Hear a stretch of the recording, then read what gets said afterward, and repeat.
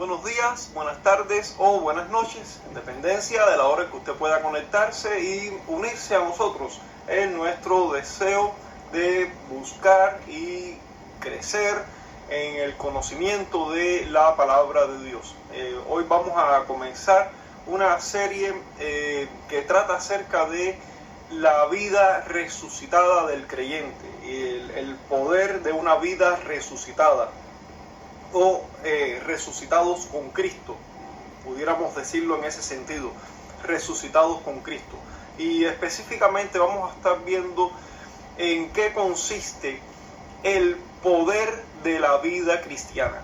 Y es un tema interesante a la vez que un tema importante, porque si algo caracteriza al verdadero cristianismo y lo distingue del falso cristianismo, es precisamente la manifestación de poder, de un poder espiritual en la vida del verdadero creyente.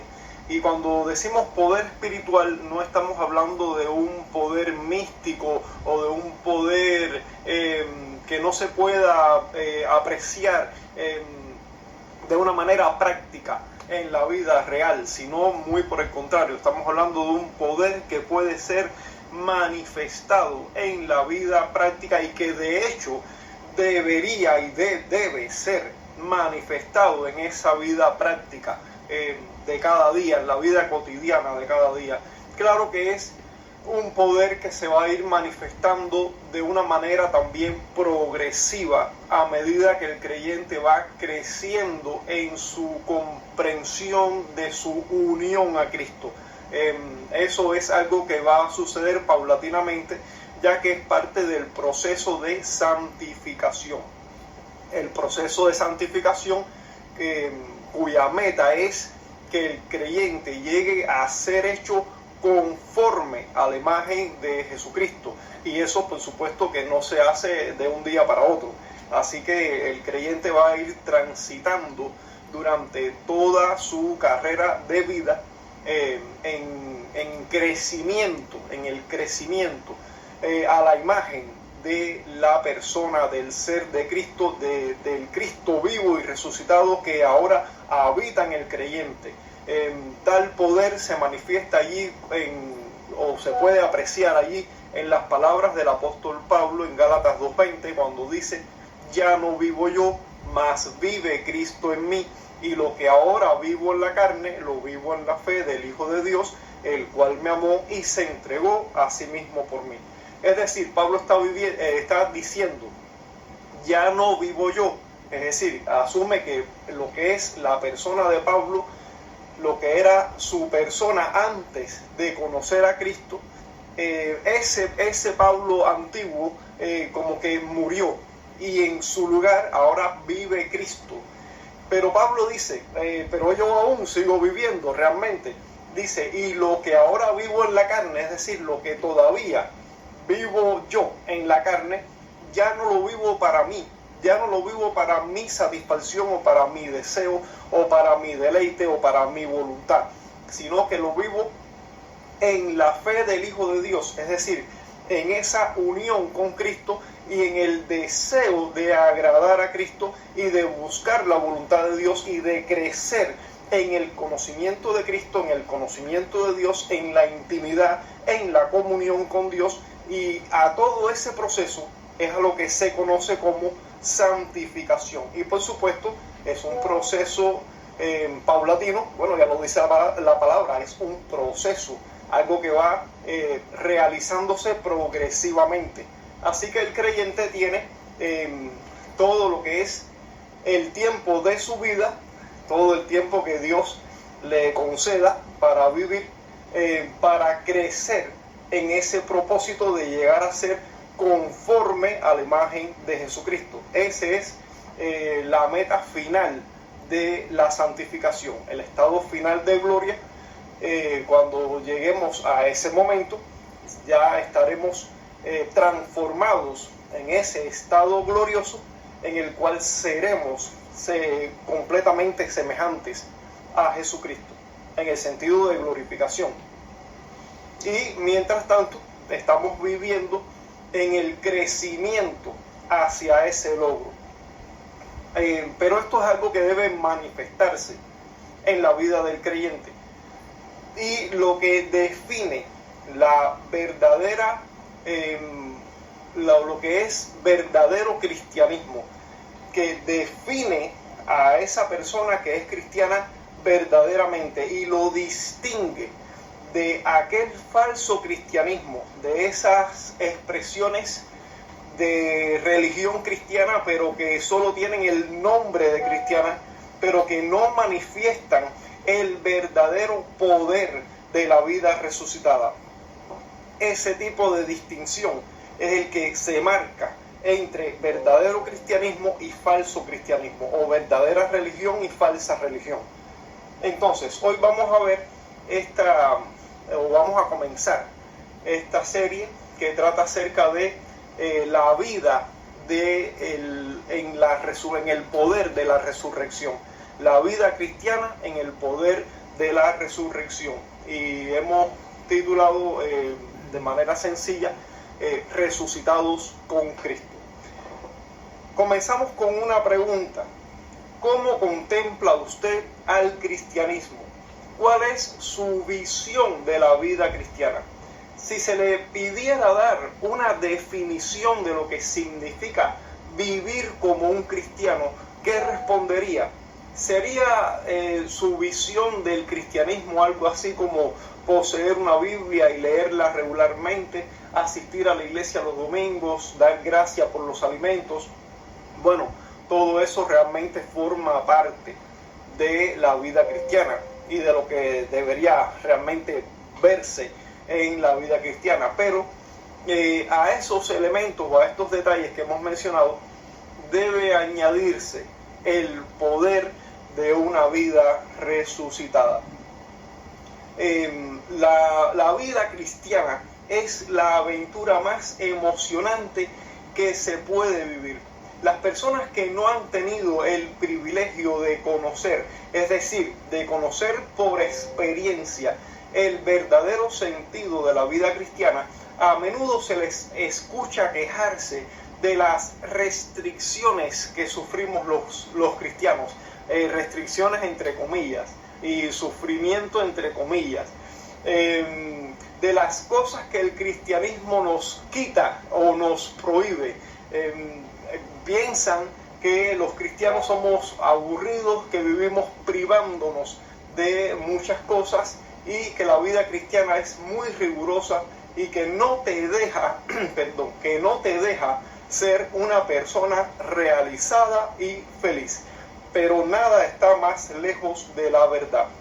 Lo maravillosamente cierto es que la vida cristiana te eleva a un estado tan superior que la palabra vivir adquiere nuevo significado. ¿Qué hace a un ladrón empedernido volverse un hombre honrado? O a personas fornicarias y adúlteras convertirse en amantes fieles y dedicados a la felicidad de sus respectivos cónyuges. ¿Qué hace a un homosexual consumado abandonar esa abominable práctica? Y a un blasfemo, chismoso, mentiroso y soez convertirse en alguien educado y puro. Estos son solo algunos pocos ejemplos de lo que la verdadera vida cristiana puede hacer. Si se pregunta ¿cómo es posible todo eso? Les respondo con lo que constituye el corazón mismo de ese verdadero sentido de lo que significa ser cristiano, resucitando con Cristo. Esa es la esencia del poder de la vida cristiana. Sin más dilación, pasemos a examinar al tiempo que nos deleitaremos comprobando y palpando la gloriosa manifestación del poder de una vida resucitada. Y lo primero que vamos a ver es un nuevo poder interior. Un nuevo poder interior. El poder de una vida resucitada comienza con la adquisición, digámoslo de esa manera, de un nuevo poder interior. En la saga cinematográfica La Guerra de las Galaxias aparecen unos personajes conocidos como los Caballeros Jedi.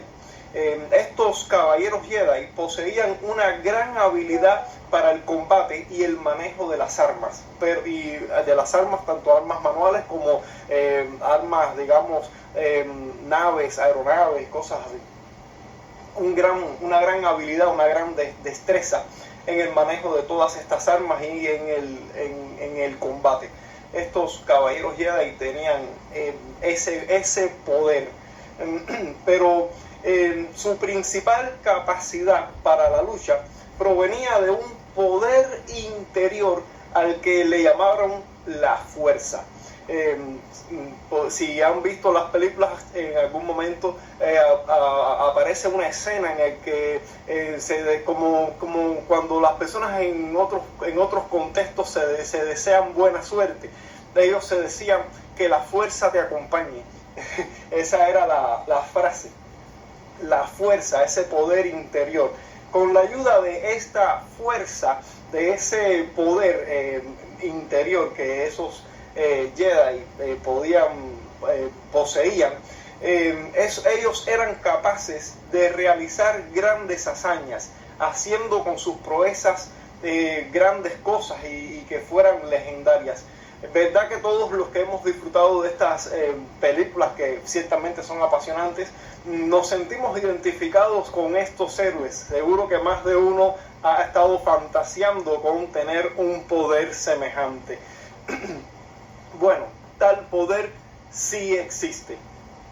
Aquí es donde quizás usted se pone un poquito escéptico y dice, oh cielo, usted me quiere ver la cara, me quiere tomar el pelo. Es posible que esa sea su primera impresión, pero no, esto no es mi intención, sino que realmente tal poder es, y de hecho debería ser, la experiencia normal de la vida cristiana. Claro, no me estoy refiriendo al poder de los Caballeros Jedi, me estoy refiriendo a un poder interior que es una realidad en la vida cristiana.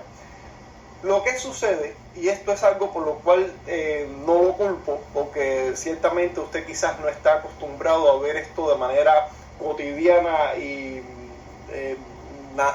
natural, sino que es algo raro o algo extraño de ver. Pero lo que sucede es que estamos viviendo en una época donde el nominalismo, la simplicidad, la superficialidad, la falta de responsabilidad y la falta de compromiso son la marca para una religión tolerante y políticamente correcta. Es lógico que en tales circunstancias experimentar un poder sobrenatural sea más propio de las películas de fantasía que de la experiencia de la vida real. Pero como dijimos, ese poder no tiene que resultar algo ajeno a la vida cristiana.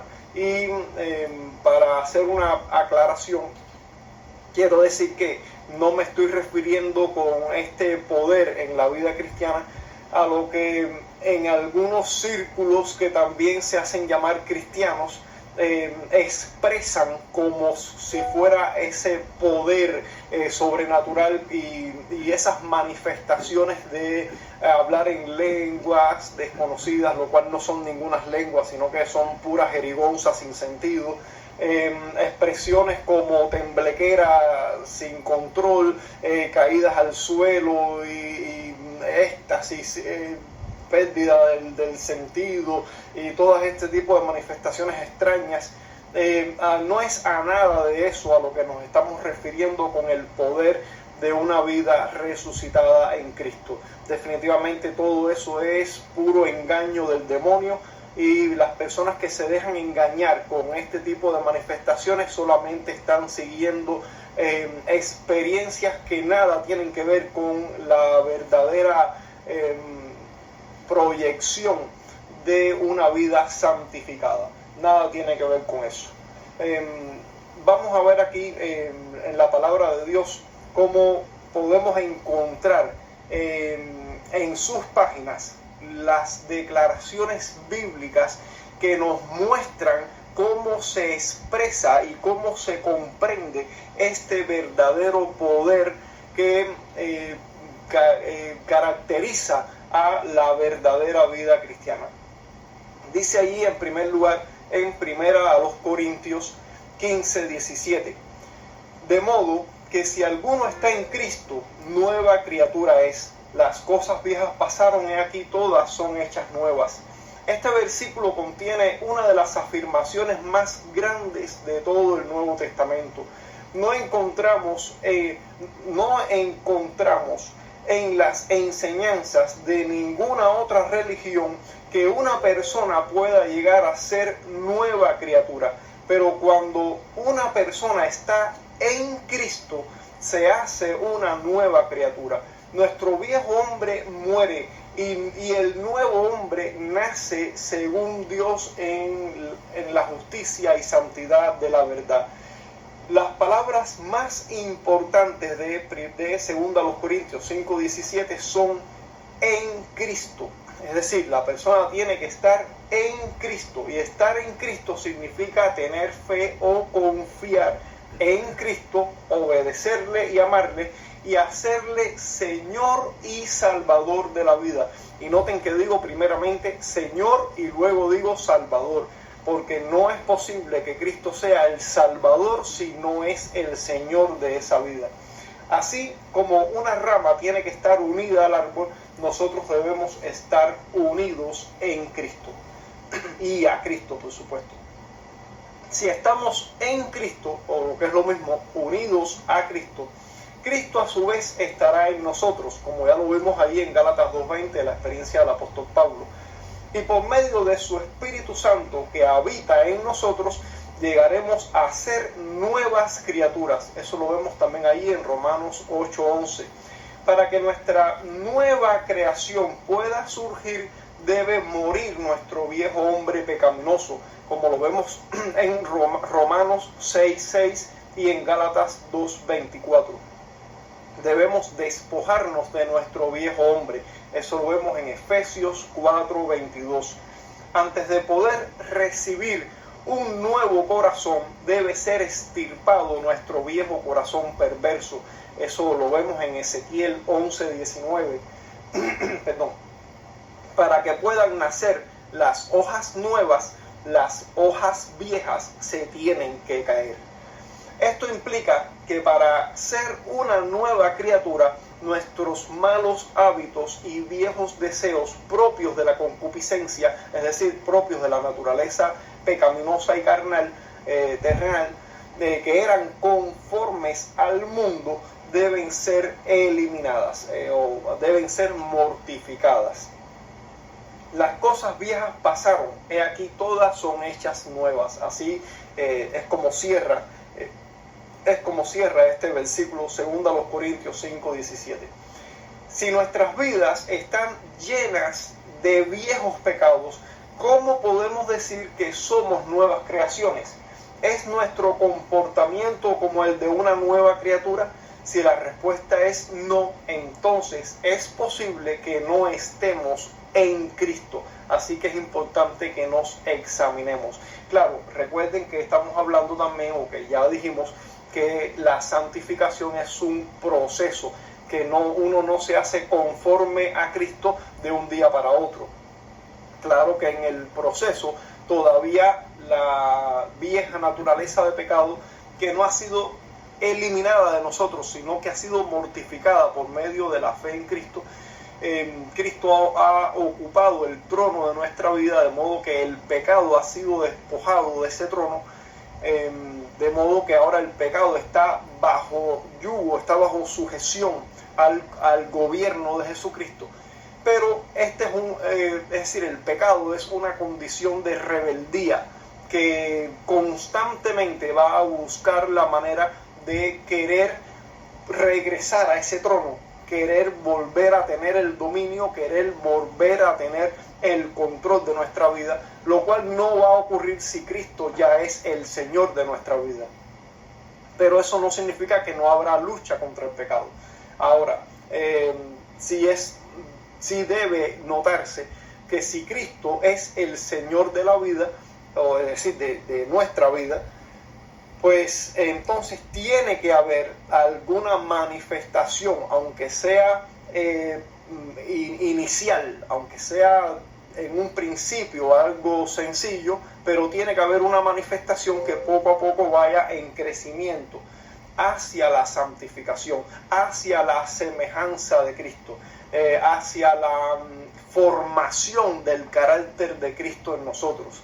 De modo que ese avance, aunque es progresivo, también tiene que ser notable. Si no existiera, que es la pregunta que hicimos hace un momento, si no existiera ninguna manifestación de esa nueva proyección de Cristo en nosotros, entonces podemos decir que somos nuevas criaturas. No pudiéramos decirlo. Y si no somos nuevas criaturas, eso significa que no estamos unidos a Cristo. Por lo tanto, es importante examinarnos. Romanos capítulo 6, los versos del 1 al 4 y los versos del 10 al 12 dicen: ¿qué diremos entonces? ¿Continuaremos en el pecado para que la gracia abunde? De ninguna manera. Nosotros que hemos muerto al pecado, ¿cómo viviremos aún en él? ¿O no sabéis que todos los que hemos sido bautizados en Cristo Jesús hemos sido bautizados en su muerte? Por tanto, hemos sido sepultados con él por medio del bautismo para muerte, a fin de que como Cristo resucitó de entre los muertos por la gloria del Padre, así también nosotros andemos en novedad de vida. Porque en cuanto él murió, murió al pecado de una vez para siempre. Pero en cuanto vive, vive para Dios. Así también vosotros, consideraos muertos para el pecado, pero vivos para Dios en Cristo Jesús. Por tanto, no reine el pecado en vuestro cuerpo mortal, para que no lo obedezcáis en sus concupiscencias o en sus lujurias. Dice el apóstol Pablo que hemos muerto al pecado. ¿Qué quiere decir el apóstol con eso de morir al pecado? Significa que cuando creímos en Jesucristo, nuestro viejo hombre, conforme a la naturaleza pecaminosa y esclavo de esa naturaleza pecaminosa, murió. Antes éramos esclavos del pecado. Luego, al entrar en esta relación con Cristo, ese viejo hombre murió.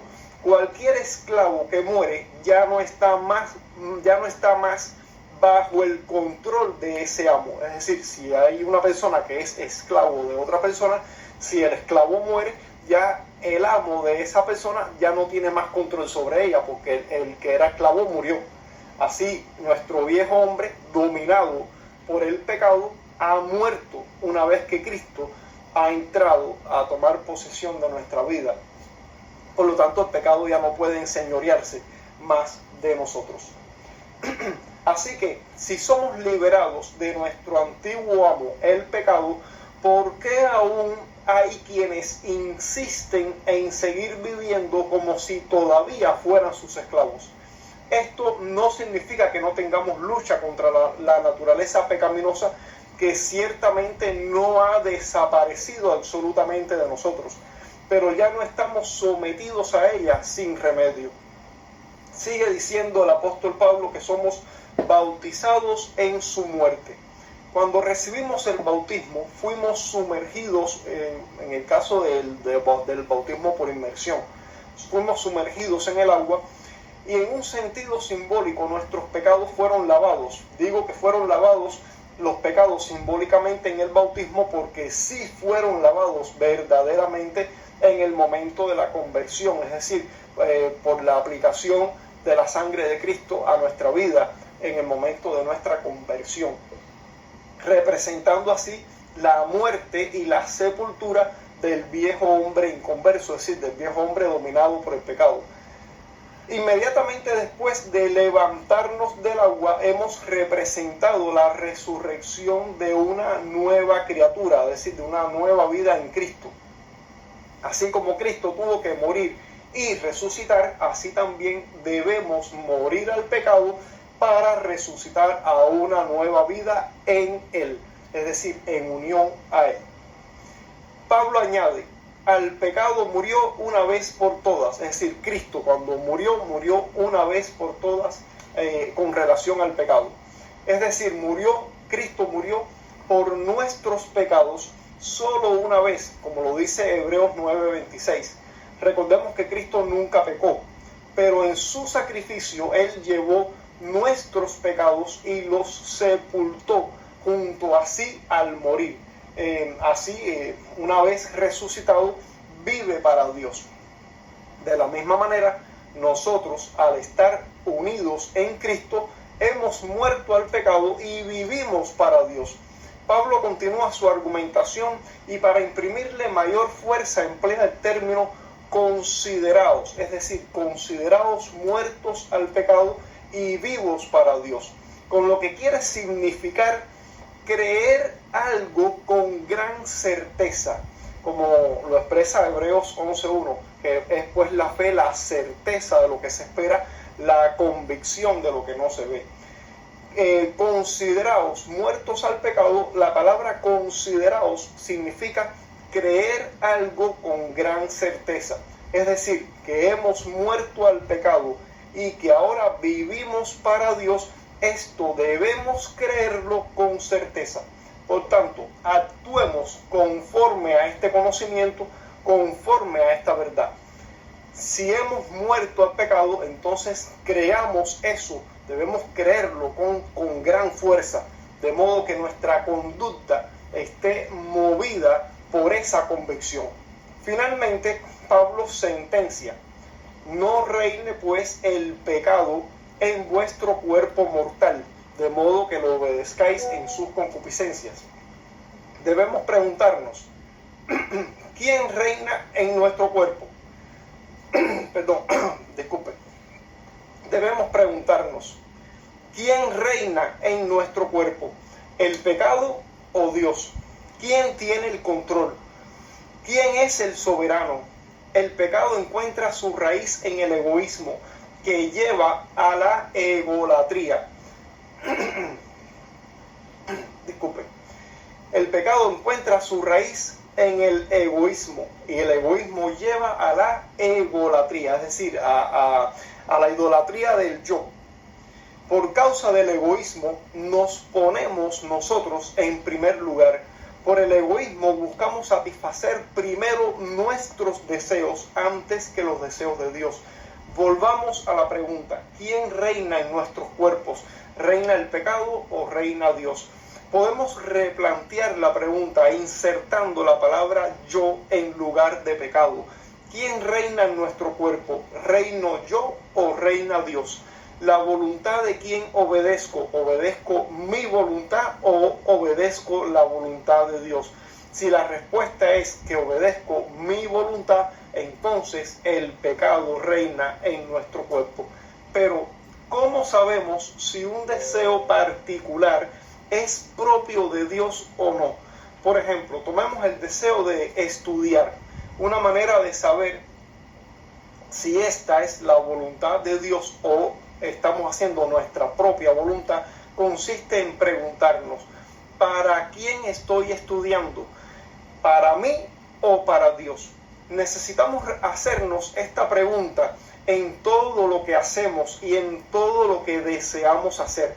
Algunos piensan, si no estoy haciendo mal a nadie, ¿cómo puedo estar pecando o cómo puedo estar fuera de la voluntad de Dios? Si quiero estudiar o quiero trabajar, ¿dónde hay pecado en eso? No, en esas acciones propiamente no hay pecado. Pero estas personas no entienden el asunto. Cuando seguimos nuestra voluntad sin tener en cuenta la voluntad de Dios, aun cuando se trate de cuestiones que no son pecaminosas en sí mismas, pero lo que estamos haciendo es siguiendo nuestra voluntad y no estamos buscando tener a Dios en cuenta para realizar este tipo de deseo, entonces estamos pecando porque estamos siendo egoístas, estamos poniendo nuestro deseo y nuestra voluntad por encima de lo que Dios pudiera querer para nosotros. En fin, tenemos que preguntarnos, ¿para quién estoy haciendo esto? Cuando un cristiano muere al pecado, sus antiguos deseos pecaminosos mueren con él también. Entonces, cuando un cristiano muere al pecado, sus antiguos deseos pecaminosos también mueren con él. Y en su lugar debería venir un nuevo deseo de parte del Espíritu Santo, el deseo de agradar a Dios y de obedecerlo. De este nuevo deseo debe surgir también un nuevo comportamiento, es decir, una nueva conducta.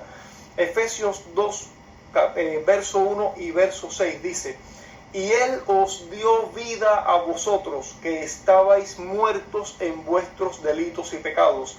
Y el verso 6 dice: y con Él nos resucitó, y con Él nos sentó en los lugares celestiales en Cristo Jesús. Pablo recuerda a los cristianos que antes de su reconciliación con Dios hubo un tiempo en que ellos estuvieron muertos en sus delitos y pecados. ¿Qué significa esto? Pues que estaban espiritualmente muertos y separados de Dios, condenados por causa de la ira de Dios y sujetos a ese terrible castigo por la eternidad. Pero hay buenas noticias, Dios nos trasladó de muerte a vida. Dios no solo nos vivifica aquí en la tierra, sino que también nos ha sentado con Cristo en los lugares celestiales. Note cómo el apóstol habla de esa bendición futura en tiempo pasado, es decir, algo que no ha sucedido, pero Dios lo ve como si ya estuviera hecho. ¿Quieres saber cómo ocurrió este milagro? El verso 6 dice: y con Él nos resucitó. Y con Él nos resucitó. Colosenses 3, versículo 1 dice: si habéis pues resucitado con Cristo, buscad las cosas de arriba, donde está Cristo sentado a la diestra de Dios.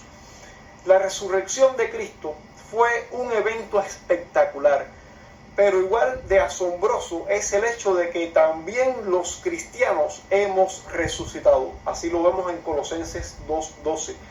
Y habiendo resucitado, recibimos una vida nueva que nunca terminará. Por la fe en Cristo somos trasladados de la muerte a la vida, de la oscuridad a la luz, del reino de Satanás al reino de Dios.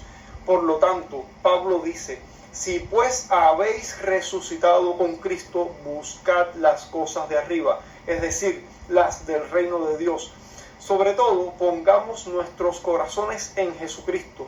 No debemos amar a este mundo, ni los pasatiempos, ni las posiciones o posesiones mundanas, porque cuanto más amemos a este mundo, menos amaremos a Dios. Es imposible amar a Dios y al mundo al mismo tiempo. Recuerden la sentencia de Santiago cuando dice que el que quiera hacerse amigo del mundo se vuelve enemigo de Dios. La esencia de todo lo dicho hasta aquí es que por causa de haber resucitado con Cristo, hemos recibido un nuevo poder interior que gobierna nuestras vidas en base a los deseos de Dios producidos por el Espíritu Santo, que nos da la victoria sobre la carne, sobre el mundo, sobre Satanás, sobre los deseos mundanos de la naturaleza pecaminosa, y que desea las cosas que son propias del reino de Dios en lugar de desear las cosas que son propias de la naturaleza humana y terrenal. Entonces, en resumen, o como una oración final de conclusión, el creyente que está unido a Cristo es hecho una nueva criatura que tiene un nuevo poder interior, y con ese nuevo poder interior manifiesta una nueva forma o nuevo estilo de conducta y de comportamiento basado en una creencia firme de que ha muerto al pecado y ahora vive para Dios. Entonces, eso debería marcar la diferencia entre un verdadero creyente y un simple creyente nominal, o un creyente herético, o un creyente sectario, o un ateo, o una persona que no conoce a Dios. Dios te bendiga mucho, y continuamos en un próximo audio con una nueva característica de la vida resucitada en Cristo, y es la similitud a Cristo. Dios te bendiga, nos vemos en un siguiente audio.